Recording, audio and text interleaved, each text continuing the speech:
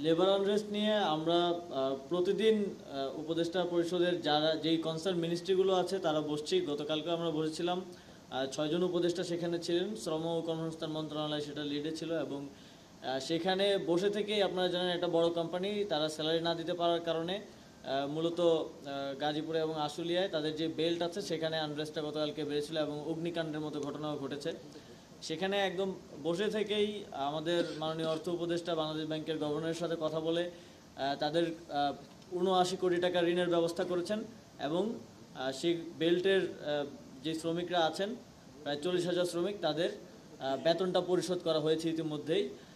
এবং আজকে সেজন্য লেবার আনরেস্টটা কিছুটা কম আছে, কিন্তু তারপরেও আমরা খুব ক্লোজলি লুক আফটার করছি এবং যেই সমস্যাগুলো আছে সেগুলো সমাধানের জন্য আপনারা জানেন একটা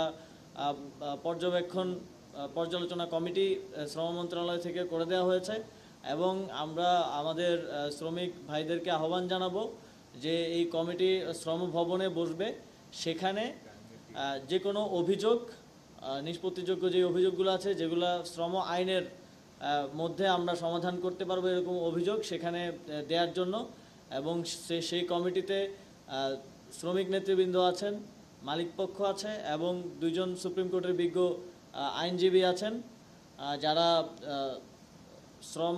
শ্রম আইন নিয়ে কাজ করেন, বিশেষজ্ঞ আছেন। তো তাদের কাছে সেই অভিযোগগুলো দিলে আমরা খুব দ্রুত সময়ের মধ্যে যাতে এগুলো সমাধান করতে পারি, সেজন্যই মূলত আমাদের এক্সিস্টিং যে ব্যবস্থা তার বাইরে গিয়ে একটা রিভিউ কমিটি করে দেয়া। আশা করি খুব দ্রুত সময়ের মধ্যে আমরা যে লেবার আনরেস্ট আছে সেটা নিয়ন্ত্রণে আসবে এবং শ্রমিকদের যেই জেনুইন প্রবলেমগুলো আছে সেগুলো আমরা সমাধান দিতে পারবো।